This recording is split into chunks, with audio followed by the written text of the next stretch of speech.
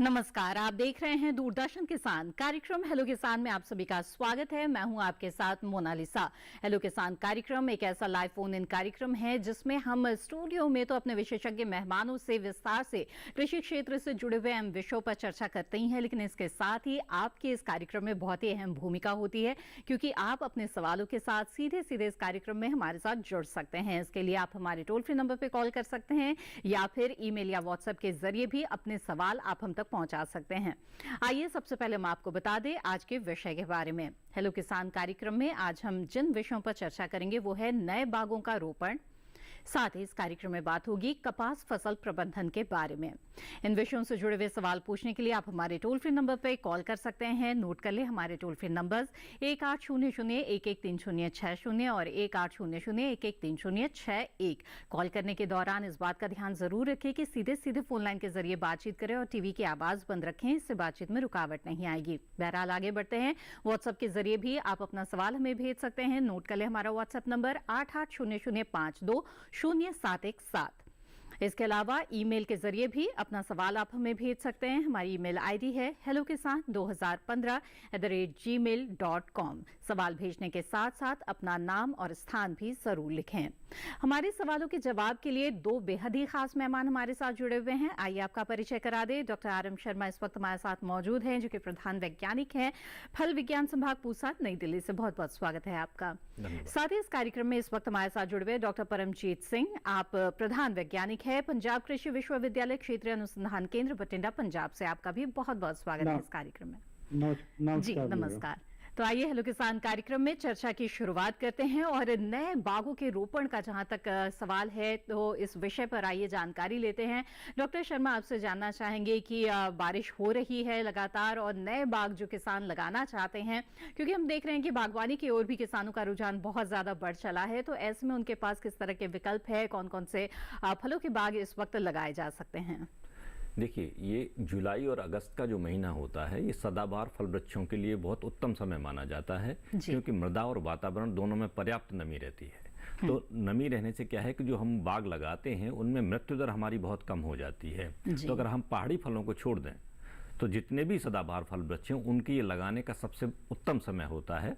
और जैसा कि हमें पता है कि बाग एक लंबे समय तक चलने वाला व्यवसाय है, तो हमें शुरुआत में बहुत सावधानी रखने की जरूरत है ताकि आप एक ऐसा बाग लगा पाएं जो आपके आर्थिक स्तर को सुधारने में आपकी मदद करे और आपकी आय को दुगनी करने में सहायता कर सके। जी बिल्कुल। तो वो कौन कौन सी बातें होंगी जिनका ध्यान आपको रखना होगा बाग लगाने से पहले और बाग लगाने के दौरान और उसके बाद भी किस तरह से प्रबंधन करना चाहिए, इस पर विस्तार से आज के इस कार्यक्रम में हम बातचीत करेंगे। आइए उससे पहले नजर डाल देते हैं इस रिपोर्ट पर।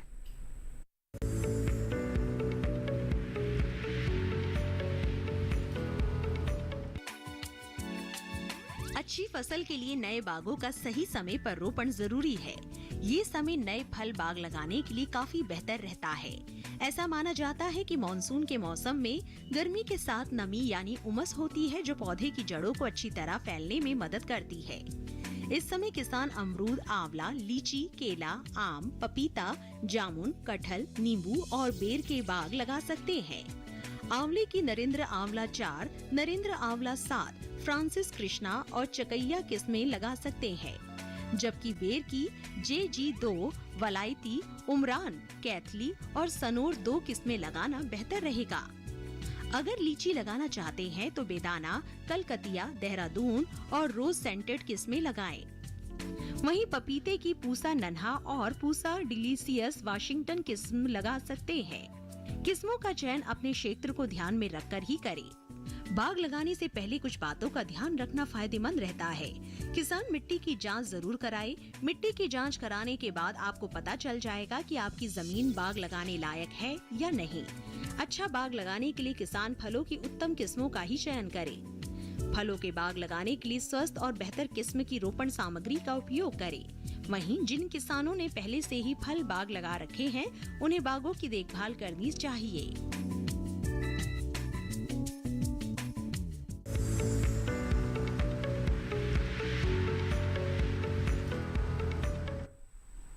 जहाँ तो नए बाग लगाने से जुड़ी हुई ये थी खास रिपोर्ट। आगे बढ़ते हैं और डॉक्टर सिंह आपका रुख करना चाहूंगी और ये जानना चाहूंगी कि अभी जैसे कि बारिश का मौसम है, ऐसे में नए बाग लगाने के लिहाज से तो बहुत ही उम्दा है, लेकिन जो फसलें लगी हुई है खेतों में, बारिश उन्हें कई तरह से प्रभावित भी करती है। ऐसे में अगर कपास की बात की जाए तो जिन किसानों की खेतों में कपास लगी हुई है उन्हें इस वक्त क्या करना चाहिए? बारिश के इस मौसम में खासतौर पर फसल किस तरह से प्रभावित हो सकती है, बताएं। मैडम, कम मात्रा में बारिश तो कपास की फसल के लिए अच्छी है, क्योंकि उसको अब इस बुआई के 1 महीने के बाद हमें इरिगेशन चाहिए, 1 से 1.5 महीने के बाद। पर इस समय नॉर्थ इंडिया में पंजाब, हरियाणा और राजस्थान में ज्यादा बारिश हो रही है और कई खेतों में बारिश खेतों के बीच में पानी भी खड़ा हुआ है। इसके लिए ये कपास के लिए अच्छी नहीं है। मेरी किसान भाइयों से अनुरोध है कि कपास के खेतों के अंदर 24 घंटे के ज्यादा पानी खराब नहीं होना चाहिए। जहां भी कपास के अंदर पानी खड़ा है फसलें के ऊपर, उनको उसको निकालने का तुरंत प्रबंध करना चाहिए, क्योंकि नहीं तो आपकी कपास की फसल का नुकसान हो सकता है। थोड़ी मात्रा में पानी तो ये सहार सकती है, पर ज्यादा मात्रा में ये पानी को सहार नहीं सकती। इसलिए किसान भरावों को इसका बहुत ही ध्यान रखना चाहिए, क्योंकि जैसे राइस है उसमें तो पानी हम खड़ा कर सकते हैं, पर कपास में ज्यादा समय तक पानी हम नहीं रख सकते खेत में, उसे हमें हर हालत में खेत से निकालना होगा। बिल्कुल। तो बारिश अच्छी है कपास की फसल के लिए, लेकिन जल जमाव अपने खेतों में नहीं होने देना है और जल निकासी का उचित प्रबंध करना है। कपास के प्रबंधन के बारे में और भी विस्तार से बातचीत करेंगे आगे। आइए उससे पहले नजर डाल लेते हैं इस रिपोर्ट पर।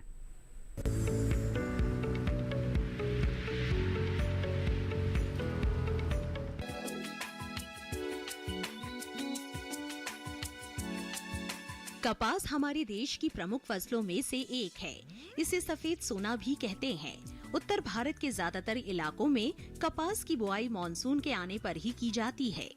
बुआई के लिए सीड कम फर्टी ड्रिल या प्लांटर का इस्तेमाल कर सकते हैं।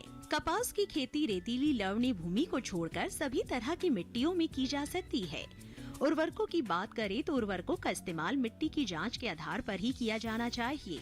कपास की अमेरिकन और देसी किस्मों के लिए 60 से 80 किलो नाइट्रोजन, 30 किलो फास्फोरस, 20 से 30 किलो पोटाश प्रति हेक्टेयर की दर से जरूरत होती है। वहीं संकर किस्मों के लिए 150 किलो नाइट्रोजन, 60 किलो फास्फोरस और 60 किलो पोटाश प्रति हेक्टेयर की दर से जरूरत होती है। 25 किलो जिंक प्रति हेक्टेयर की दर से इस्तेमाल करना फायदेमंद रहता है।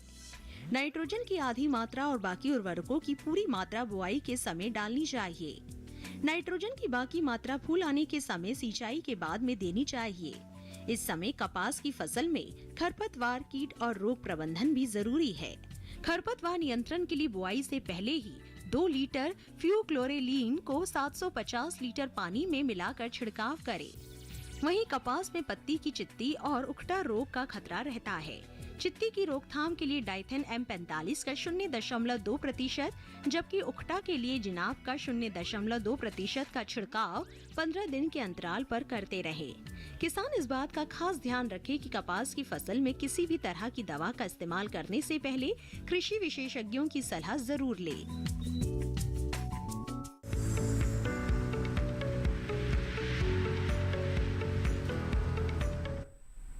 तो कपास पर ये अहम रिपोर्ट आपने देखी। आइए अब आगे बढ़ते हैं और हमारे दर्शकों के सवाल हमारे पास पहुंचने शुरू हो गए हैं।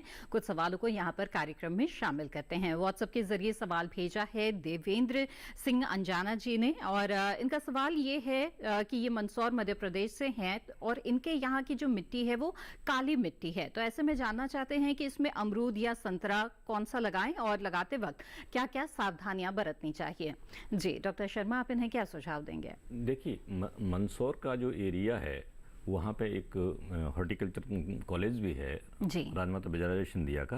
एक तो आप वहाँ उनसे संपर्क कर सकते हैं। उसके अलावा वहाँ पे से आप सिट्रस लगा सकते हैं। हालांकि जो मिट्टी है वो बहुत हैवी सॉइल नहीं होनी चाहिए। भारी सॉइल है तो उसमें आप सैंड जरूर मिलाएं। अच्छा। वहाँ थोड़ा सा अंगूर भी किसान लगा रहे हैं। नींबू वर्गीय फलों के लिए बहुत अच्छा है वो। तो आप इन फलों को वहाँ पे लगाएं तो ऐसे में संतरा लगाना चाहते हैं तो लगा सकते हैं फिर? संतरा देखिए, जो उत्तर भारत में ज्यादातर संतरे की खेती नहीं होती है। अच्छा। लेकिन जो मध्य क्षेत्र, जो महाराष्ट्र से जुड़ा एरिया है मध्य प्रदेश का, वहाँ पे जो है मौसमी तो लगाती हैं। मौसमी के साथ साथ जो है कुछ क्षेत्र ऐसे हैं जहाँ नागपुर संतरा लोग लगाते हैं। अच्छा। लेकिन ये जो नजदीकी विशेषज्ञ हैं उनसे आप एक बार राय जरूर ले लें, क्योंकि संतरे की जो जलवायु है वो बहुत ही स्पेसिफिक होती है। संतरा सब जगह नहीं होता, इसीलिए उत्तर भारत में कहीं भी संतरे की खेती नहीं की जाती। ये क्षेत्र विशेष है, इसीलिए इसका नाम भी क्षेत्र विशेष पे होता है, कि जैसे नागपुर संतरा, कुर्ग संतरा, दार्जिलिंग संतरा।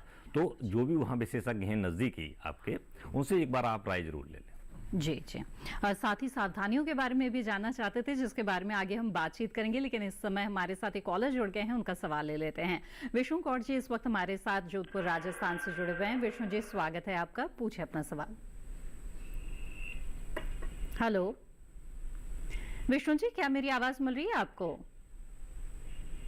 हेलो, चलिए लग रहा है हमारा संपर्क टूट गया है। तो डॉक्टर शर्मा, कुछ सावधानियों के बारे में बताना चाहेंगे? आप शुरुआत में भी हमें बता रहे थे कि बाग लगाने से पहले ही कुछ सावधानियां बरतनी बेहद ही जरूरी है, तो कौन कौन सी बातों का ध्यान रखना चाहिए? सबसे आवश्यक बात यह है कि जैसा मैंने पहले भी कहा कि बाग एक बार जो आप लगाते हैं उसकी जो उम्र होती है, जैसे आम की बाग अगर हम बात करें 40-50 साल तक होती है। तो इस तरह से क्योंकि जो लंबे समय तक चलने वाले व्यवसाय होते हैं, अगर उनमें कोई छोटी सी गलती शुरुआत में रह जाती है, अगर आपकी योजना ठीक नहीं है, तो फिर उसका खामियाजा आपको भुगतना पड़ता है।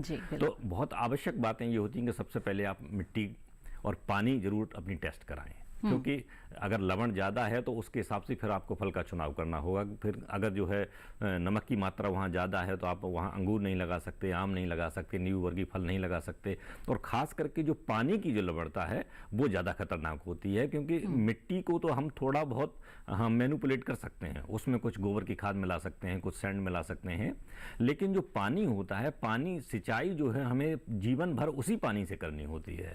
तो लगातार अगर लवण वाले पानी से आप सिंचाई करेंगे तो उसमें लवण की मात्रा इतनी ज़्यादा बढ़ जाएगी और फसल को नुकसान हो जाएगा। तो मिट्टी और पानी दोनों को ही टेस्ट कराने तो बहुत अच्छी बात है। दूसरा, जिस जलवायु में आप बैठे हैं और जहां आप फल वृक्ष लगाना चाहते हैं, तो वहां कौन से फल की संस्तुति की गई है, उस फल को चुनें और साथ ही साथ उस फल की प्रजाति जो है उसका चुनाव सही तरीके से करें, ताकि आपको एक व्यावसायिक स्तर की फसल मिल सके। जी जी, बातचीत को आगे बढ़ाएंगे, लेकिन इस बीच हमारे साथ कॉलर जुड़ गए हैं। विपिन जी सागर मध्य प्रदेश से इस वक्त हमारे साथ फोन लाइन पर हैं। विपिन जी स्वागत है आपका, बताइए क्या जानना चाहते हैं?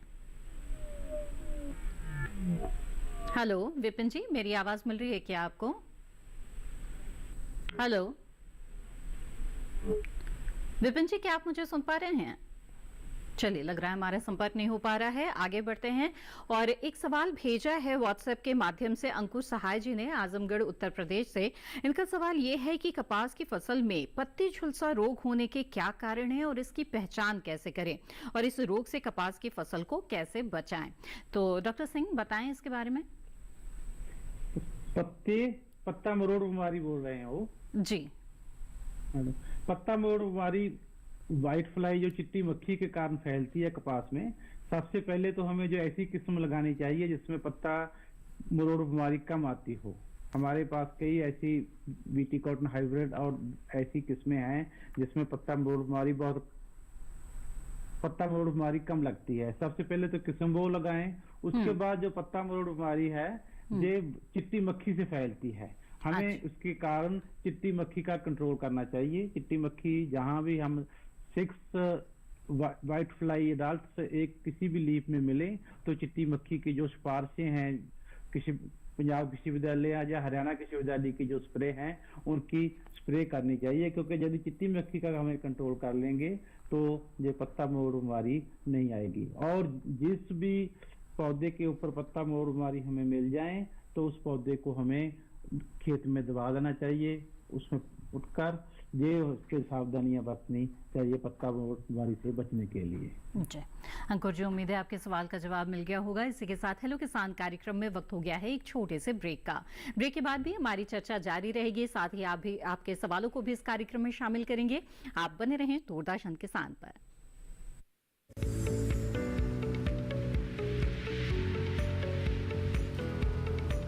अरे भाई सुना नहीं क्या, केसीसी ने किसानों का जिंदगी बदल दिया है। देश के छोटे किसान 1,60,000 रुपए तक का कर्ज बिना किसी गारंटी को ले पाएंगे। ब्याज खोरों से भी पीछा छुटा। मैं तो जैविक खेती का पूरा सामान मंगा लिया। केसीसी का भी कोई दबाव नहीं है। ब्याज चुकाने के लिए पूरा 1 साल मिलता है। समय पर भुगतान करने पर केवल 4% के सालाना ब्याज पे लोन मिल गया मुझे। अपना आधार कार्ड, लेटेस्ट फोटो और जमीन के कागजात लेके अप्लाई करो बस। और नामांकन भरने के लिए जेब भी ढीली नहीं करनी पड़ी।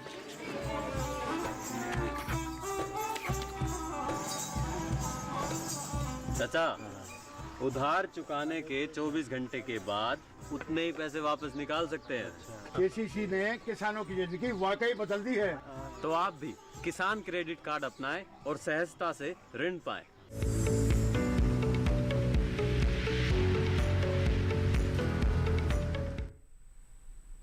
ब्रेक के बाद आप सभी का फिर से स्वागत है। आप देख रहे हैं कार्यक्रम हेलो किसान, जिसमें आज हम नए बाग लगाने की बात कर रहे हैं और इसके साथ ही कपास में किस तरह से फसल प्रबंधन कर सकते हैं, इसके बारे में चर्चा कर रहे हैं। इन विषयों से जुड़े हुए सवाल अगर आप पूछना चाहते हैं तो आप हमारे टोल फ्री नंबर पर कॉल कर सकते हैं या फिर व्हाट्सएप या ईमेल आईडी के जरिए भी अपना सवाल आप हमें भेज सकते हैं।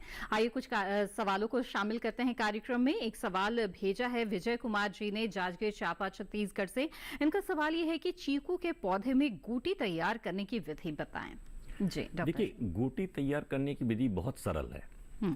इसमें एक तो यह है कि पर्याप्त नमी होनी चाहिए। कभी आप सूखे के समय में, जब जलवायु सूखी हो, उस वक्त आप ना करें। तो जब पानी बरसता है उस वक्त ये सबसे उत्तम होता है। और पूरे उत्तर भारत में लगभग जुलाई के महीने में हम इसको बांधते हैं। जुलाई, जितनी जल्दी बांधेंगे तो ठीक रहेगा। और इसमें बहुत ध्यान रखने वाली बात ये होती है कि जो हम छाल निकालते हैं, एक रिंग जैसी एक रिंग बनाते हैं उसकी छाल पे, और वो जो लकड़ी होनी चाहिए वो कम से कम पेंसिल की मोटाई से थोड़ी सी ज़्यादा होगी तो अच्छा रहेगा। तो उसमें हम जो उसकी मैच्योरिटी है, परिपक्वता है सूट की, उसका ध्यान रखें। साथ ही जो हम कट लगा रहे हैं उसमें जो छाल निकालते हैं उसकी, उस वक्त ध्यान रहे कि कट इतना गहरा ना लग जाए कि उसमें जो कंडक्टिव टिश्यूज हैं वो कट जाएं। तो बहुत हल्का सा कट आपको लगाना है जिसकी छाल निकालनी है। और छाल निकालने के बाद जो गीली बॉस ग्रास होती है, घास एक बाजार में भी उपलब्ध रहती है, तो उसको थोड़ा गीला करके उसको उस घाव के चारों तरफ, उसमें कहीं हवा न जाए, उसको बांधने और ऊपर से पॉलीथीन की शीट बांधने हैं उसमें। क्योंकि अगर उसमें हवा जाएगी तो वो उसमें का पानी सूख जाएगा और जो है जड़ नहीं निकलेगी। और इसको जो है 35 से 40 दिन के बाद उस गूटी को जब आपको दिखने लग जाएगा पॉलीथीन की शीट में कि अब जड़ें इसमें निकल गई हैं, तो उसको निकाल के और नर्सरी में आपको लगाना है। कोशिश ये करें कि जब आप काट के लगाते हैं तो उसके पत्ते अगर हटा देंगे तो जो ग्रोथ है, नई ग्रोथ, वो जल्दी आ जाएगी। जी जी। तो विजय जी, विस्तार से जाना आपने गूटी तैयार करने के बारे में। आइए अब आगे बढ़ते हैं। डॉक्टर सिंह, आपसे जानना चाहेंगे कि कपास की फसल जिन किसानों ने लगाई हुई है उन्हें किस तरह से इस वक्त पोषक तत्व प्रबंधन करना है? मैडम, पोषक तत्व कपास की फसल के लिए बहुत जरूरी है जी। जिन लोगों ने जैसे नॉर्थ इंडिया में कपास 15 मई तक लोग लगा देते हैं। 15 मई के बाद अब ऑलमोस्ट 2 महीने की क्रॉप हो चुकी है। उसके कारण सबसे पहले तो हमें उसमें नाइट्रोजन तत्व डालना है, यूरिया। जिन किसानों ने बिजाई के समय नाइट्रोजन तत्व नहीं डाला, उसको अभी जो खाद का एक पार्ट है वो अभी डालना है पानी के बाद। जिन किसानों ने बिजाई के समय उर्वरक, यूरिया उर्वरक या नाइट्रोजन तत्व डाल दिया है, उनको अभी जरूरत नहीं है, उनको फुल के आने के ऊपर डालना है। उसके बाद जो दूसरा तत्व हमें चाहिए वो है फास्फोरस। फास्फोरस जो उर्वरक है वो बिजाई के समय डालता है, हमें वो 25 से 30 किलो एकड़ के डालता है। और तीसरा तत्व है म्यूरेट ऑफ पोटाश, उसका भी हमें बिजाई में डालना होता है। इसका कारण, जो सबसे जरूरी कारण है वो है सॉइल टेस्टिंग। हमें जो हमारी मिट्टी है उसको बहुत समय समय पर उसका टेस्ट कराना चाहिए और उसके आधार पे तत्व डालने चाहिए किसानों को। जो इसके अलावा जब उसके फूल शुरू हो जाएंगे, अभी थोड़ी देर के बाद, जुलाई एंड के बाद फूल शुरू हो जाएंगे, तो उनकी जो फूलों को ज्यादा पैदावार लेने के लिए फल की, तो उसके लिए हमें 2% पोटेशियम नाइट्रेट की 3 से 4 स्प्रे करनी है एक सप्ताह के अंतराल के बाद। 2% करना है। 2% का मतलब है 2 किलो हमें एक एकड़ में पोटाशियम नाइट्रेट का स्प्रे करना है। यदि हमें कभी कई जगह हमें पत्ते लाल होने लगते हैं कपास की फसल के, तो हमें 1% मैग्नीशियम सल्फेट का स्प्रे करना है। 1% का मतलब है 1 किलो हमें एकड़ के हिसाब से मैग्नीशियम सल्फेट की 1 से 2 स्प्रे करनी है 15 दिन के अंतराल के बाद। ये जो उर्वरक हैं कपास की फसल के लिए बहुत जरूरी है। बिल्कुल। डॉक्टर सिंह दोबारा आपका रुख करेंगे, इस बीच कुछ और सवाल आ गए हैं, इन्हें कार्यक्रम में शामिल कर लेते हैं। एक सवाल भेजा है राजेश किरार जी ने गुना मध्य प्रदेश से। इनका सवाल यह है कि बरसात के मौसम में आम के बागों में क्या क्या देखभाल करनी चाहिए। जी डॉक्टर। देखिए, ये निर्भर करता है कि प्रजाति आपकी कौन सी है। ठीक है। अगर जो है फल उस पर लगा हुआ है, क्योंकि बहुत सारी हमारे पूसा संस्थान की एक प्रजाति है पूसा अरुणिमा, ये अगस्त में टूटती है। तो एक तो ये जानना आवश्यक है कि आपने जो प्रजाति लगा रखी है क्या उसकी तुड़ाई हो चुकी है या अभी होनी है। ठीक है। अगर तुड़ाई नहीं हुई है तो इस वक्त सबसे आवश्यक जो बात है वो होता है कि जो फल मक्खी होती है उससे बचाव करना। अच्छा। उसके लिए अगर आपकी प्रजाति थोड़ी लेट पकती है तो बेहतर है कि आजकल बैग आते हैं जिनकी कीमत 20 से 25 पैसे प्रति बैग होती है, तो उन बैग्स को अगर आप लगाते हैं तो आपका फल जो आपको किसी भी दवा का छिड़काव करने की जरूरत नहीं है और आप आराम से आपका फल जो है सुरक्षित रहेगा फल मक्खी से। तो अगर फल लगे हुए हैं तो फल मक्खी का ध्यान देना बहुत आवश्यक है। अन्यथा इस टाइम पे जो है जो नई पत्तियां आ रही हैं उसमें उन पे एंथ्रेक्नोज नामक बीमारी आ रही है। तो टेबुकोनाजोल नामक एक दवाई है, उसके साथ कई कम्बिनेशन आ रहे हैं जिनका 1 से 1.5 ml प्रति लीटर पानी में घोल के आप छिड़काव करें। अगर पत्तियों में आपको छेद से दिख रहे हैं, काले धब्बे दिख रहे हैं तो उसका ध्यान रखें। या अगर पत्ते कट के गिर रहे हैं तो कोई कीड़ा है जो काट रहा है पत्तियों को, तो उसके लिए हम क्लोरोपाइरीफॉस जैसी दवाई 1 से 1.5 ml प्रति लीटर पानी में घोल बनाकर आप छिड़क देंगे तो आपके जो नए पत्ते निकल रहे हैं वो सुरक्षित रहें। बिल्कुल। तो राजेश जी, जान लिया आपने कि अगर आपके आम के बाग है तो आप किस तरह की देखभाल इस वक्त कर सकते हैं।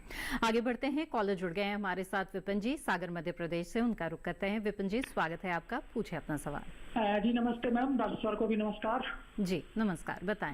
मैम मेरे एक सवाल था, हमने अभी 20-25 मतलब जून में लगभग 25 दिन हो गए हैं, कुछ पेड़ लगाए थे, लगभग 7-8 पेड़ लगाए थे आम के, अमरूद के और नींबू के। तो जैसे पेड़ लगाए थे वैसे ही है मैम, मतलब उनमें बढ़वार नहीं हो रही है। तो कोई गलती हो गई लगाने से या फिर क्या देख रेख करनी चाहिए, क्योंकि जो लगाए हैं वैसे ही अभी थोड़ी बहुत बढ़वार उसमें बिल्कुल भी नहीं हुई है। देखिए ऐसा है कि पौधा लगाते वक्त एक तो सबसे आवश्यक बात यह है कि आपने सही तरीके से गड्ढा खोदा था कि नहीं खोदा था। एक तो चीज ये बता दूं कि आपने बहुत अभी जल्दी प्रश्न पूछ दिया है, क्योंकि अगर 1 महीना पौधा लगाए हुए हैं तो इतनी जल्दी उसमें वृद्धि नहीं होगी। अच्छा। लेकिन एक बात हमेशा ध्यान रखें कि जब भी पौधा लगाएं, मैंने शुरुआत में भी कहा कि अगर आप शुरुआत की गलती करते हैं तो फिर उसको आप दूर नहीं कर सकते कभी भी। तो जो गड्ढा होता है हमारा, उसको कम से कम 1 क्यूबिक मीटर गहरा गड्ढा हम खोदते हैं, जिसकी अगर गोलाई में खोदना है तो 1 मीटर व्यास का गड्ढा और 1 मीटर गहरा गड्ढा, उसकी मिट्टी निकाल के बाहर रखते हैं और फिर उसमें गोबर की अच्छी खाद मिला के उसको भरते हैं, तब पौधा लगाते हैं। तो ये निर्भर करता है कि आपने गड्ढा कितना किया है, और क्योंकि अगर आपने पर्याप्त गड्ढा किया है तो अभी बहुत जल्दी है उसमें वृद्धि होगी, क्योंकि अब जुलाई में पानी बरसना शुरू हुआ है। या आपके यहाँ किस तरह की बारिश हुई है मुझे इस वक्त अंदाजा नहीं है। तो बारिश में अगर वो सही है, स्वस्थ हैं, तो आप परेशान ना हो, बस उसमें कीड़े और बीमारी का ध्यान रखें। और उसमें इस वक्त आप चाहें तो, क्योंकि 1 ही महीना भी हुआ, तो मेरी राय है कि आप उसमें कोई भी अभी केमिकल फर्टिलाइजर वगैरह न डालें, और जब दिसंबर का महीना आएगा वहां से आपका जो फर्टिलाइजर शेड्यूल होगा वो शुरू होगा। तो आप अभी परेशान ना हो, बस इस चीज का ध्यान रखें कि बाग लगाते वक्त अंदर कोई कंकड़ पत्थर या कोई चट्टान नहीं होनी चाहिए और गड्ढा उसका पर्याप्त होना चाहिए। यानी कि शुरुआत सही तरीके से करें और धैर्य रखें। फलों के जो पौधे हैं उनमें बढ़वार होने में थोड़ा सा वक्त लगता है। अगर शुरुआत आपने अच्छी की है तो निश्चिंत रहे, अच्छा जो उसका परिणाम है वो जरूर आपको मिलेगा। आगे बढ़ते हैं, अगला सवाल यहाँ पर लेते हैं। सवाल भेजा है अशोक पाठक जी ने छतरपुर मध्य प्रदेश से। ये कहते हैं कि इन्हें कपास की खेती करनी है, जानना चाहते हैं कि कब और कैसे की जाती है इसकी खेती, किस प्रकार की मिट्टी की आवश्यकता होती है। डॉक्टर सिंह कृपया बताएं। हाँ जी, कपास की खेती अलग अलग स्टेट के उसके अलग अलग जो बिजाई के समय है। जैसे नॉर्थ इंडिया में पंजाब, हरियाणा और राजस्थान में कपास की खेती की बिजाई 1 अप्रैल से 15 मई तक होती है।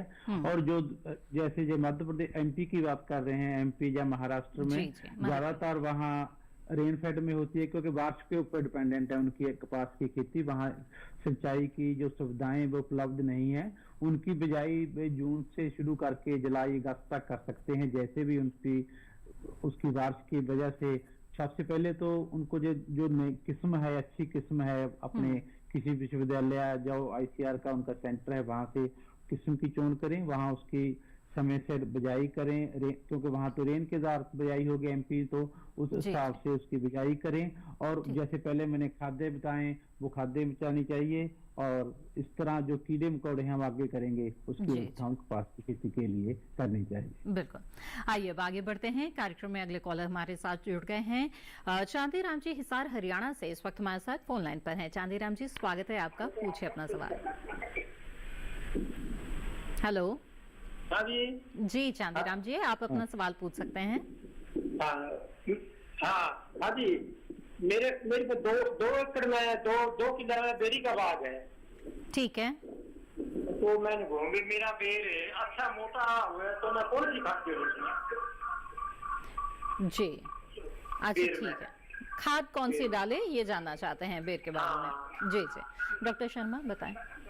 हाँ देखिए, ऐसा है कि बेर में अब प्रूनिंग खत्म हो गई और नए कल्ले आने शुरू हो गए हैं, तो फूल खिलने से पहले आप उसमें खाद डाल सकते हैं। उसमें नाइट्रोजन, फास्फोरस, पोटास तीनों का ही आप मिक्सचर डालें। साथ ही साथ कम से कम 25 से 30 किलोग्राम उसमें गोबर की सड़ी हुई खाद भी डालते हैं, जो उसको बहुत फ़ायदा करेगी। और इन खादों को 600 ग्राम नाइट्रोजन, 400 ग्राम फास्फोरस और 400 ग्राम पोटास आप प्रति वृक्ष डाल सकते हैं। अगर पूरा विकसित वृक्ष है तो इस खाद को दे दें आप। और क्योंकि सितंबर अक्टूबर के महीने से उसमें फूल खिलने शुरू हो जाएंगे, तो उस वक्त आपको ध्यान रखना है कहीं उस पर पाउडरी मिल्ड्यू जैसी कोई बीमारी ना आए। तो इन सब बातों का आप ध्यान रखें। जी चांदीराम जी, उम्मीद है आपके सवाल का जवाब मिल गया होगा। डॉक्टर सिंह आपसे जानना चाहेंगे कि कपास के खेतों में खरपतवारों की समस्या भी अक्सर आती है, तो इनसे छुटकारा पाने के लिए किसान क्या उपाय अपनाएं? मैडम, जो खर पर जो नदीन की बात कर रहे हो ना आप? जी जी हाँ, नदीनों के लिए सबसे जरूरी है वो तो है 2-3 बार हमें उसकी गुड़ाई करनी है। क्योंकि केमिकल यदि यूज करेंगे, हमारे पास नदीन नाशक भी हैं जो केमिकल होते हैं, तो हमारी सलाह है उनसे तो हमें बचना चाहिए। 2-3 बार यदि आपके पास उपलब्ध है, लेबर उपलब्ध है, तो 2-3 बार उसकी गुड़ाई करनी चाहिए। पहली गुड़ाई तो जो जैसे जहाँ इरिगेटेड है, जहाँ पानी लगता है, फसल को जल लगता है, तो पहले इरिगेशन के बाद 1 मंथ के बाद करनी चाहिए, और 1 मंथ और बाद फिर करनी चाहिए। और जब टिंडे बन जाते हैं उसके पहले 1 बार करनी चाहिए, उसके बाद उसकी जरूरत नहीं है गुड़ाई की। पर यदि आप गुड़ाई नहीं कर सकते, जहाँ आपके पास इतनी आदमी नहीं है, इतनी लेबर नहीं है, तो केमिकल हैं, तो बिजाई के 24 घंटे के बाद हमारी एक स्प्रे है, पेंडिमेथलिन स्टैम्प के नाम से आती है, 1 लीटर प्रति एकड़ उसकी स्प्रे करनी चाहिए 200 लीटर पानी में डाल के। और यदि फिर भी नदीन होते हैं 1 महीने के बाद, तो हमें इसी स्प्रे को अलग से दोबारा फिर कर सकते हैं। पर उसको हमें ध्यान रखना है, जो हमारा जो बीडी साइड है वे फसल के ऊपर नहीं करनी चाहिए, जो उसके फसल के बीच में जो रो है उसके बीच में करनी चाहिए। इसके हमारे पास नदीन नाशक हैं, जैसे हिटवीड है, उनकी स्प्रे भी हम फसल में कर सकती है। पर जैसे मैंने पहले बताया, सबसे जो अच्छी है वो है गुड़ाई। 2 से 3 गुड़ाई हमें फसल की करनी चाहिए नदीन नाशकों जी। तो इसी तरह से हमारी चर्चा जारी रहेगी हेलो किसान कार्यक्रम में, लेकिन फिलहाल वक्त हो चला है एक और छोटे से ब्रेक का। जल्द हाजिर होंगे, आप बने रहें दूरदर्शन किसान पर।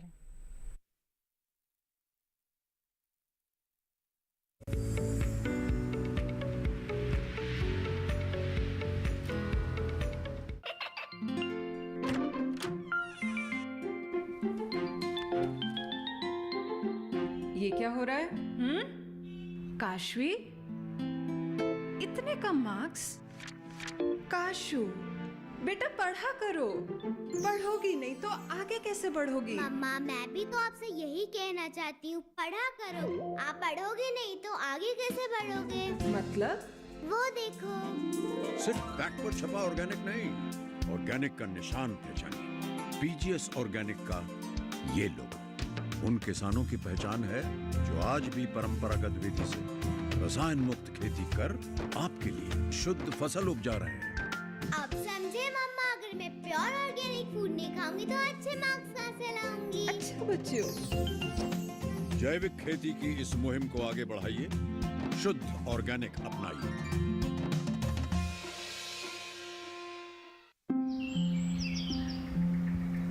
अरे अरे अरे क्या कर रहा है? इधर इधर इधर, हम बोल रहे हैं तेरे बीजू का।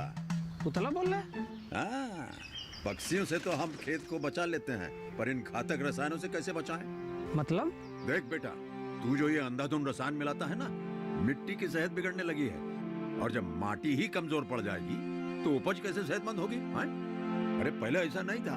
पूछना अपने बड़े बुजुर्गों से, कैसे फसल लहलहाती थी, शुद्धता झलकती थी। हाँ, माटी भी तंदुरुस्त और लोग भी। अरे अब पहली वाली बात कहाँ? पर अब तो सब यही डाले हैं। सब नहीं, आज भी लाखों जागरूक किसान परंपरागत विधि से फसल उगा रहे हैं। खर्चा कम और उपज की कीमत भी बेहतर पा रहे हैं। ठीक है भाई, मैं भी आज से जैविक खेती शुरू करूंगा। माटी से प्रेम की परंपरा है, परंपरागत खेती।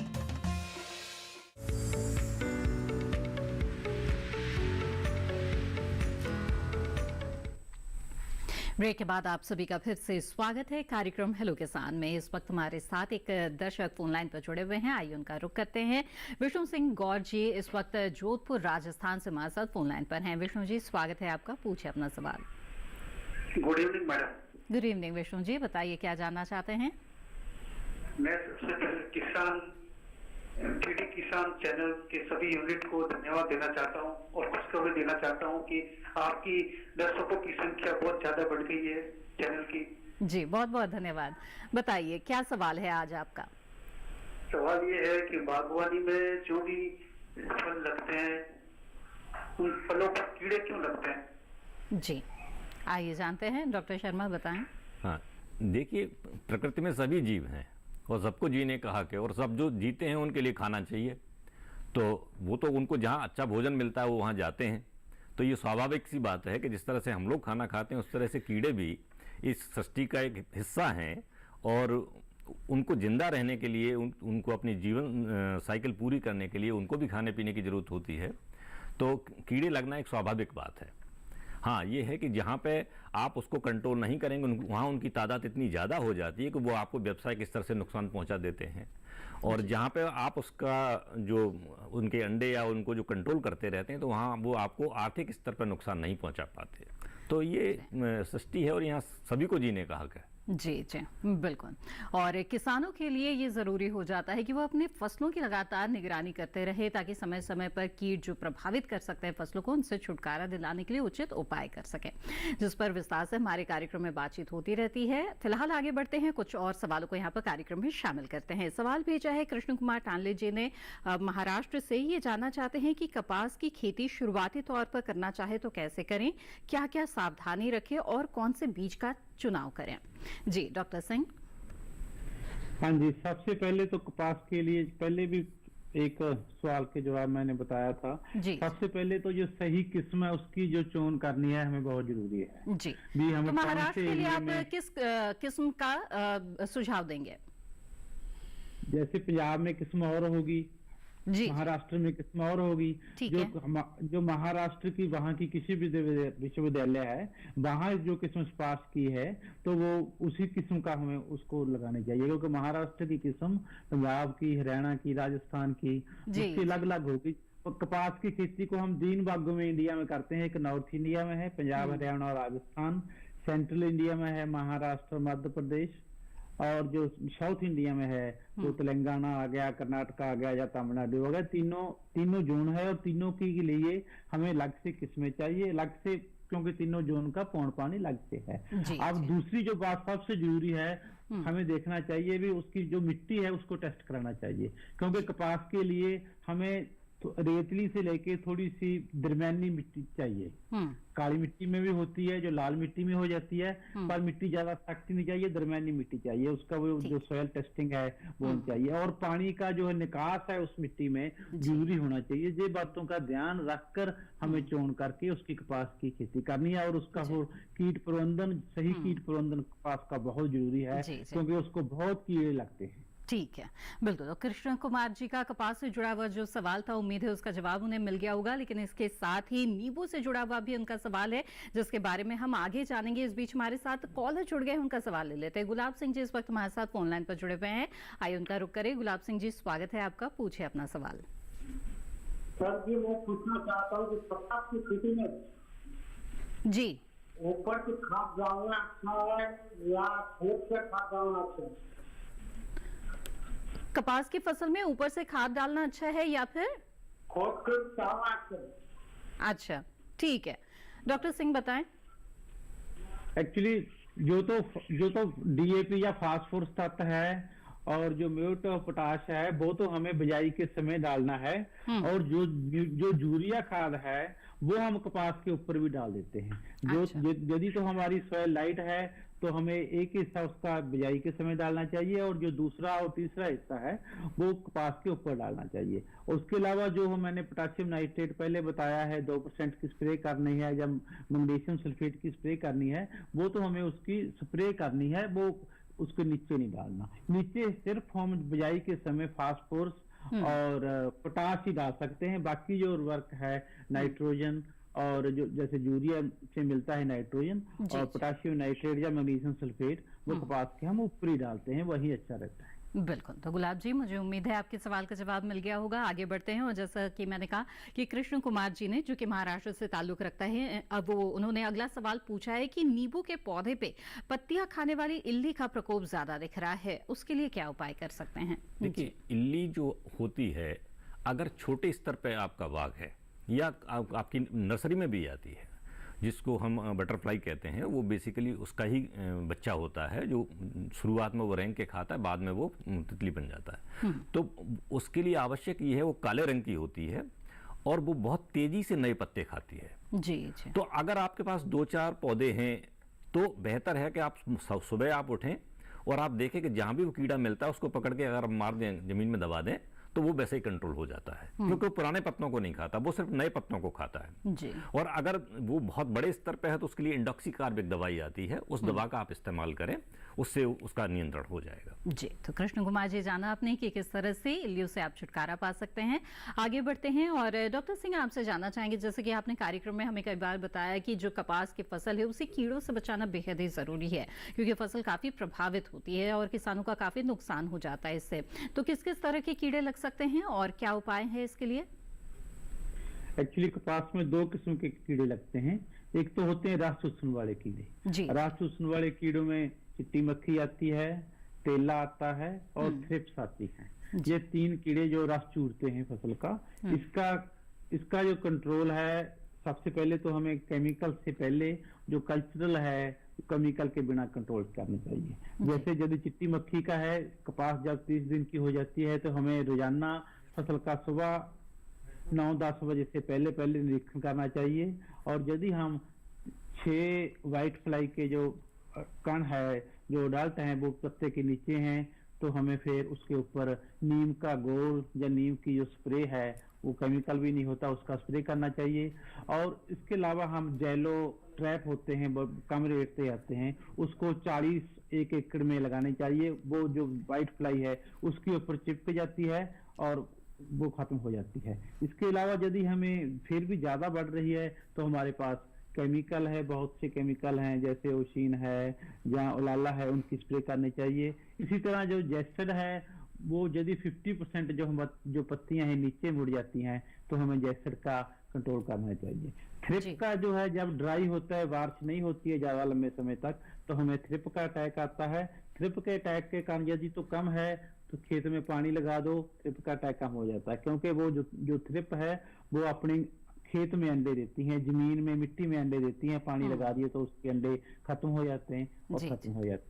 एक जो दूसरे टिंडे की सुंडियां हैं, जो अभी आपने गुलाबी सुंडी का हमला पूरे भारत में और उत्तरी भारत में अब ज्यादा बढ़ रहा है, वो उससे काफी नुकसान हो रहा है पंजाब, हरियाणा, राजस्थान में पिछले कई सालों का, उसका कंट्रोल बहुत जरूरी है। इसके बारे में जानेंगे डॉक्टर सिंह आपसे आगे। माफ कीजिएगा, आपको रोकना पड़ रहा है, इस वक्त हमारे साथ कॉलर जुड़ गए हैं, उनका सवाल ले लेते हैं।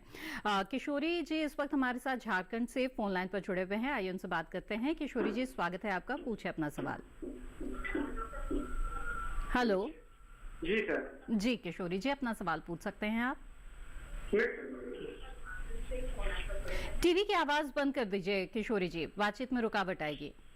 ठीक है मैडम जी जी मैडम जी, बताइए। मैं एक बात ये पूछना चाह रहा था, जैसे मान लो मैं तो ऐसे तो कुटी क्षेत्र से रहने वाला हूँ, पर मैं रहता हूँ फिलहाल अभी हिमाचल प्रदेश में। अच्छा। तो यहाँ से जैसे यहाँ से सेब का पौधा लगाए हैं और आम का पौधा लगाए हैं, लीची का लगाए हैं, तो अब सेब होगा या नहीं होगा ये तो आप बता सकते हैं इसकी सवाल। और पहली बात, जैसे आम का पेड़ लगाए हैं उसमें भी कीड़े लगे हुए, अच्छा। कीड़े मकोड़े लगे हुए, तो उसमें कौन सी दवाई की जो स्प्रे करने की आप चीज बता दें। जी, हिमाचल प्रदेश के किस इलाके में है? जी मैडम कुल्लू में। अच्छा कुल्लू में, ठीक है, आइए जानते हैं डॉक्टर शर्मा। देखिए, कुल्लू आम वगैरह के लिए सूटेबल फसल नहीं है, ठीक है। वहाँ के लिए आप सेब लगाएं, इवन अनार वहाँ बहुत अच्छा आ रहा है। और सेब में भी बहुत तरह के कीड़े होते हैं। अगर माइट है तो उस पर माइटीसाइड यूज होगा, डाइकोफोल जैसी दवाएं यूज होंगी, या कोई दूसरा कीड़ा है, कोई सकिंग पेस्ट है तो उसके लिए अलग से दवा होगी। लेकिन जो आप कह रहे हैं आपने वहाँ आम लगाया हुआ है कुल्लू में, तो वो आम वहाँ की फसल नहीं, और वहाँ आप उसको ना लगाएं, वो वहाँ पे नहीं चलेगा, क्योंकि आम जो है गर्म इलाके की फसल है। तो वहाँ आम जो है आपका सेब, और अगर आप अनार लगाएंगे या दूसरी बहुत सारी फसलें, पीच लगा सकते हैं, प्लम लगा सकते हैं, तो इस तरह की फसलें अगर आप वहाँ लगाएंगे। नाशपाती वहाँ बहुत अच्छी होती है, बहुत उत्तम क्वालिटी की नाशपाती होती है वहाँ पे, जो सेब बाग वगैरह का जो एरिया है। तो इन एरिया पे आप जो है, जो पहाड़ी फल है, आप उन्हीं का रोपण करें तो आपको फायदा होगा। आम और लीची जैसी फसलें वहाँ पे आप न लगाएं। जी किशोरी जी, उम्मीद है सुझाव पर आप अमल करेंगे और बागवानी के इस क्षेत्र में आपको इससे लाभ भी होगा।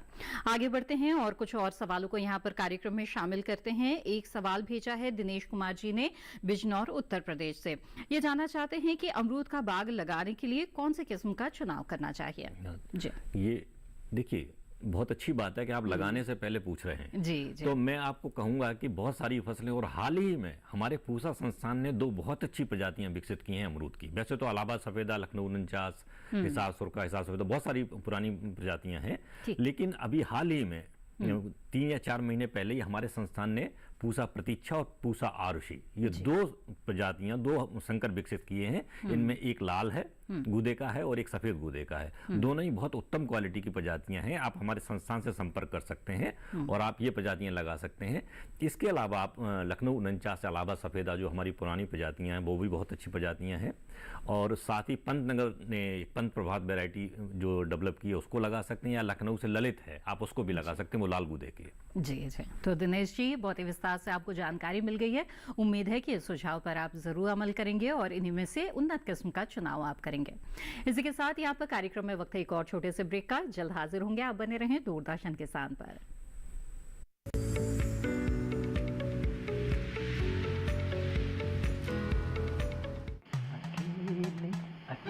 अरे वाह भैया, अकेले अकेले। अरे तू भी ले, पर खाएगा कैसे? मैं ऑर्गेनिक खेती की बात कर रहा रे बेटे। अकेले अकेले खेती कब तक करेगा? मतलब गांव में 20-25 किसानों का समूह बना के पंजीकरण करवा ले, फिर सरकारी ट्रेनिंग भी मिलेगी और मुफ्त जैविक बीज खाद भी। फिर पीजीएस ऑर्गेनिक की सरकारी मोहर के साथ तेरी उपज आकर्षक पैक में पहुंचेगी बड़े बाजार तक। अच्छा? हाँ। अरे भाई, कहाँ चल दिया? सबको साथ लाने, आमदनी बढ़ाने। तो किसान भाई समझ गए ना? साथ मिलकर ऑर्गेनिक खेती कीजिए, अपनी परंपरा को आगे बढ़ाइए, ज्यादा मुनाफा कमाइए। माटी से प्रेम की परंपरा है परंपरागत खेती।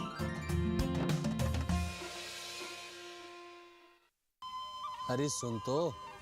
मुझे क्या सुनाना चाहते हो? जो सुनाओ मेरी सौतन को। किसको? अरे वही तुम्हारा मोबाइल फोन जिससे सुबह शाम दिन रात चिपके रहते थे और कहते थे किसान कॉल सेंटर से बातें हो रही हैं। अच्छा ये बात है। हाँ, क्यों? क्या हुआ? अब बात नहीं होती क्या? अब तो झट से बात हो जाती है। ऐसा क्या? हाँ, अब तो ज्यादा लाइनें और खास तकनीक के कारण खेती के माहिरों से तुरंत बात हो जाती है। और अगर कभी लाइन व्यस्त हो तो अपनी समस्या फोन पर रिकॉर्ड करा दो, वहाँ से फोन आ जाता है और समस्या की हल का मैसेज भी आ जाता है। ये देखो आ गया। अरे वाह, इसका मतलब इंतजार की घड़ी अब खत्म। हाँ। तभी मैं सोचूं कि आजकल मुझ पर इतना प्यार क्यों आ रहा है। कृषि संबंधी समस्याओं का अपनी भाषा में तुरंत हल पाने के लिए पूरे भारत में किसी भी फोन से हेल्पलाइन नंबर पर संपर्क करें। किसानों का दोस्त किसान कॉल सेंटर।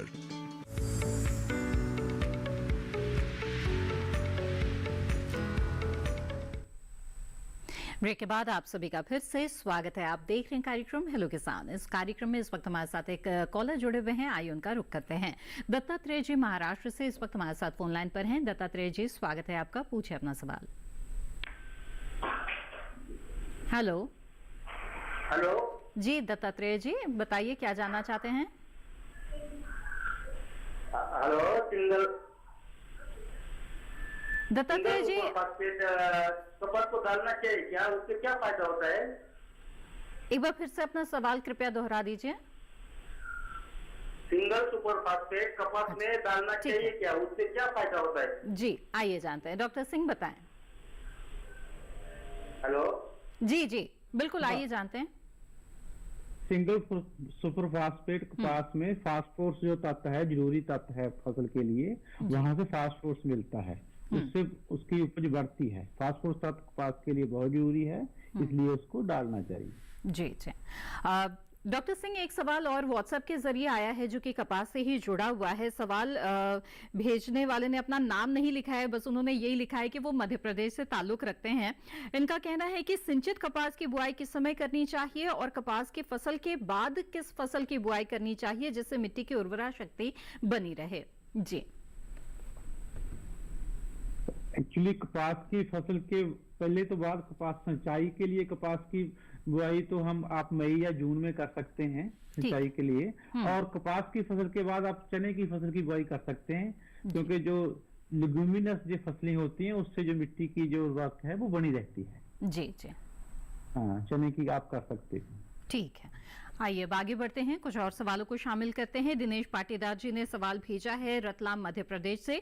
ये जानना चाहते हैं कि हमारे यहाँ पर स्ट्रॉबेरी कब लगाना चाहिए और इसके लिए कौन सा मौसम अच्छा रहता है और तापमान कितना होना चाहिए। जी डॉक्टर शर्मा। देखिए स्ट्रॉबेरी के लिए ठंड की आवश्यकता होती है, थोड़ी ठंड उसके लिए आवश्यक है कि यहाँ कम से कम 12-15 डिग्री टेम्परेचर जाता हो। तो अगर ये तापमान आपके यहाँ जाता है तो इसके लिए जो मैदानी क्षेत्र में लगाने का सबसे अच्छा समय अक्टूबर का महीना होता है, और इसकी उपज जो है निर्भर करती है कि कितनी जल्दी आपने इसका रोपण किया है। अक्टूबर के अगर शुरुआत में कर देते हैं आप तो आपको उपज भी ज़्यादा मिलेगी, और जितना आप लेट करते जाते हैं वो उतनी ही उपज कम होती जाती है, क्योंकि जैसे ही इसको दिसंबर में ठंड मिलनी शुरू होती है उस पर फूल खिल जाते हैं। तो ये निर्भर करता है कि कितना पहले आपने लगाया हुआ है। पहले आप लगाएंगे तो पौधे का विकास अच्छा होगा। हालांकि अगर सितंबर में आप लगा सकते हैं तो बहुत अच्छी बात है, लेकिन सितंबर में क्या होता है कि तापमान इतना ज़्यादा होता है कि हमारे पौधे मर जाते हैं, क्योंकि उनकी जो जड़ें होती हैं खुली हुई होती हैं। तो आप अक्टूबर में इसको लगाएं, और अगर आपके क्षेत्र में पाला पड़ता है तो पाले से इससे विशेष तरीके से बचाएं ताकि आप अर्ली फसल ले सकें और उसका आपका दाम भी अच्छा मिले। बिल्कुल दिनेश जी, उम्मीद है आपके सवाल का जवाब मिल गया होगा। आगे बढ़ते हैं, इस वक्त अगले कॉलर हमारे साथ जुड़ गए हैं विट्ठल ढूणे जी महाराष्ट्र से। आइए उनसे बात करते हैं। विट्ठल जी स्वागत है आपका, बताइए क्या जानना चाहते हैं। हाँ मैडम, हेलो जी जी बताएं। मैं बात कर रहा हूँ कि हमारे महाराष्ट्र में बैगन की फसल अच्छी आती है जी, तो वहाँ पे जो कीड़ आती है इसमें इल्ली आती है, इसके लिए जानकारी जानना चाहता हूँ मैं। जी किस फसल की बात कर रहे हैं आप? बैगन की। अच्छा, माफ कीजिएगा विट्ठल जी, आज का जो हमारा विषय है वो इससे अलग है। आज हम फलों के बागों के बारे में बात कर रहे हैं, इसके साथ ही कपास के बारे में बात कर रहे हैं, और बैंगन से जुड़ा जो विषय है ये भी हम अक्सर लेकर आते हैं हेलो किसान कार्यक्रम में। तो जरूर हमारे साथ आगे जुड़े और हम कोशिश करेंगे कि आपके सवाल को कार्यक्रम में हम शामिल कर सकें। हमारे साथ जुड़ने के लिए धन्यवाद। और डॉक्टर सिंह आपसे जानना चाहेंगे कि कपास के जो खेत है, फसल है, उसे आप कीड़ों से बचाने के लिए उपाय बता रहे थे। गुलाबी सुंडी का आपने जिक्र किया, ये भी बहुत ही महत्वपूर्ण है, बताएं इसके बारे में। मैडम गुलाबी सुंडी जो है वो सिर्फ कपास पे ऊपर आता है जी। इसके लिए हमें जो जैसे फसल खत्म हो जाती है उसके जो बचे कपास के जो छटियां बोलते हैं कपास की, एक तो उसको जल्दी से जल्दी अगली फसल बोने के पहले उसको खत्म कर देना चाहिए, और खेतों में छटियां नहीं लगानी चाहिए, क्योंकि नहीं तो जो अगली फसल है उससे गुलाबी सुंडी फैल जाती है। दूसरा जो गुलाबी सुंडी का हमें उसमें फेरोमोन ट्रैप लगाना चाहिए खेत में। यदि एक फेरोमोन ट्रैप 1 एकड़ में 2 तक हम फेरोमोन ट्रैप लगाएंगे। यदि उसमें गुलाबी सुंडी के 8 से ज्यादा उसमें अडल्ट आ रहे हैं तो हमें स्प्रे करनी चाहिए, क्योंकि गुलाबी सुंडी की स्प्रे के लिए यदि लगातार आ रहे हैं तो हमें जो केमिकल हैं जो हमें स्पर्श करती हैं, पंजाब कृषि विश्वविद्यालय, हरियाणा कृषि विश्वविद्यालय या राजस्थान या महाराष्ट्र कृषि विश्वविद्यालय ने बहुत से इंसेक्टिसाइड स्प्रे स्पर्श की हुई हैं, जैसे प्रोफेनोफास है या और कौन सी क्लोरोपेरिफास है, जो भी हमारे हैं, इथेन है, उनका सभी का स्प्रे करना चाहिए। और वीकली 8 से 10 दिन के बाद उसका स्प्रे बहुत जरूरी है, नहीं तो उसकी गुलाबी सुंडी से बहुत नुकसान हो जाता है। एक मैं बात और किसान भाइयों को ये बताना चाहता हूँ कि हमारी जो किस्में हैं, बीटी किस्में हैं, उसमें किसी में भी ये इसकी सहन शक्ति नहीं है गुलाबी सुंडी की। हमें गुलाबी सुंडी का कंट्रोल करना चाहिए, करना पड़ेगा। जी जी, डॉक्टर परमजीत सिंह, आपने बहुत अच्छी जानकारियां दी हमें कपास फसल प्रबंधन के बारे में। लगातार आप हमारे साथ जुड़े रहे, बहुत बहुत धन्यवाद आपका हमारे साथ जुड़ने के लिए। जी, आइए अब हेलो किसान कार्यक्रम में आगे बढ़ते हैं और डॉक्टर शर्मा आपसे जानना चाहेंगे कि नए बाग लगाने का समय है, ऐसे में जो किसान नए बाग लगाना चाहते हैं वो इनके पौधे कहाँ से लें? हाँ, ये बहुत महत्वपूर्ण बात है, क्योंकि पौधा ही हमें आगे चल के फल देगा। तो अगर आपने सही प्रजाति और सही फल नहीं चुना है तो बहुत देर के बाद आपको पता चलता है कि आपने गलती की है। तो मैं आपको कहना चाहूँगा कि जितने भी जो है स्टेट एग्रीकल्चर यूनिवर्सिटीज़ हैं, जो है हर प्रदेश के जो कृषि विश्वविद्यालय हैं या केंद्रीय कृषि विश्वविद्यालय हैं या ICR के सेंटर्स हैं या प्रमाणित नर्सरी हैं, इन्हीं से आप पौधा खरीदें। कभी भी किसी ऐसी नर्सरी से पौधा न खरीद लें जिनके पास सही पौधा और जुनून पौधा नहीं है। तो अगर आप इस सावधानी का ध्यान रखेंगे, साथ ही साथ इस बात का भी ध्यान रखें कि जो पौधा आप खरीद रहे हैं वो 1 साल से ज्यादा पुराना नहीं होना चाहिए। और अगर पौधा पॉली बैग में है तो बहुत अच्छा है, और आप पॉली बैग वाला पौधा ही खरीदें तो बेहतर रहेगा, क्योंकि उसकी यातायात में उसकी मिट्टी टूटने का खतरा कम रहता है, जिससे क्या होता है कि उसकी जो सर्वाइवल परसेंटेज होती है वो ज्यादा रहती है। तो पौधे का विशेष ध्यान रखें और वही प्रजाति लगाएं जिस प्रजाति की संस्तुति वैज्ञानिकों ने आपके क्षेत्र के लिए की हुई है। तो इन बातों का ध्यान रखें। बिल्कुल डॉक्टर आर एम शर्मा, बहुत बहुत धन्यवाद आपका, बहुत अच्छी जानकारियां आपने दी हमें इस कार्यक्रम में और हमें उम्मीद है किसानों को इससे लाभ होगा। तो जी हाँ, विस्तार से जाना आपने कि किस तरह से कपास के खेतों में फसल प्रबंधन करना है, साथ ही अगर नए बाग लगाना चाहते हैं तो किन किन बातों का ध्यान रखना बेहद ही जरूरी है। उम्मीद है इन जानकारियों से आप जरूर लाभ उठाएंगे। आगे बढ़ते हैं और कल के विषय के बारे में आपको बता दें। हेलो किसान कार्यक्रम में कल जिन विषयों पर चर्चा की जाएगी वो है समेकित कृषि प्रणाली, साथ ही बात होगी भिंडी की खेती के बारे में। इन विषयों से जुड़े हुए सवाल आप हमें ईमेल के माध्यम से भेज सकते हैं। ईमेल आईडी है hellokisan2015@gmail.com। इसके अलावा सोशल मीडिया के अलग अलग प्लेटफॉर्म्स हैं, इनसे भी आप हमारे साथ लगातार जुड़े रह सकते हैं। कार्यक्रम से जुड़ी जानकारी भी इससे आपको मिलती रहेगी। फेसबुक, इंस्टाग्राम और ट्विटर हैंडल आपकी टीवी स्क्रीन पर फ्लैश किए जा रहे हैं, इनसे जुड़कर आप अपने सवाल भी भेज सकते हैं। इसके अलावा आपको बता दें कि दूरदर्शन किसान के कॉल सेंटर नंबर पर भी आप कॉल कर सकते हैं। हमारा टोल फ्री नंबर है 1800-113060। सोमवार से शनिवार सुबह 6 बजे से रात 10 बजे के बीच कॉल करके आप अपने सवाल दर्ज करा सकते हैं। इसके साथ ही आपको बता दें कि हेलो किसान कार्यक्रम को आप दूरदर्शन किसान के YouTube चैनल पर भी देख सकते हैं और हेलो किसान के किसी भी एपिसोड्स को यहां पर देखने के लिए टीवी स्क्रीन पर दिखाए जा रहे इस QR कोड को स्कैन करें। इससे आप सीधे सीधे हमारे YouTube चैनल से जुड़ जाएंगे, जिसमें आपको हेलो किसान के तमाम एपिसोड्स मिल जाएंगे, जिनसे जुड़ी जो जानकारियां हैं उसे आप कभी भी प्राप्त कर सकते हैं। इसके साथ हेलो किसान की आज की इस कड़ी में बस इतना ही। दीजिए इजाजत, आप बने रहें दूरदर्शन किसान पर। नमस्कार।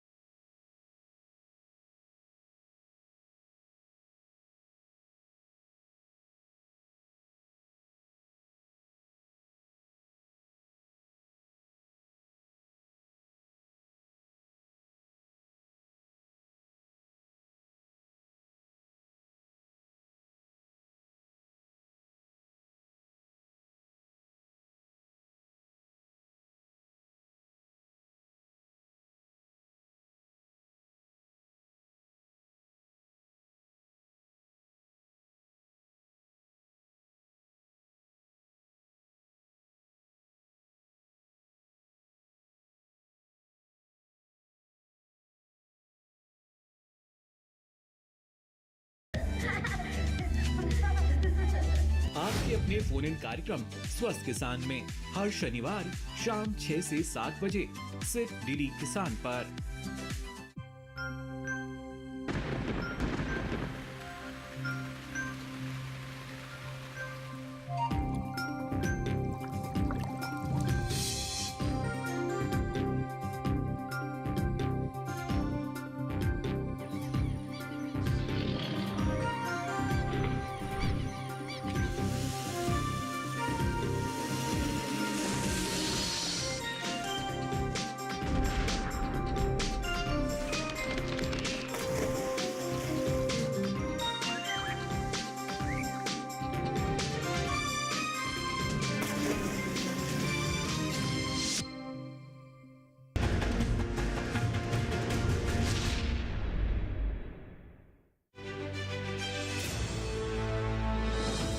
खुशहाल होंगे खेत,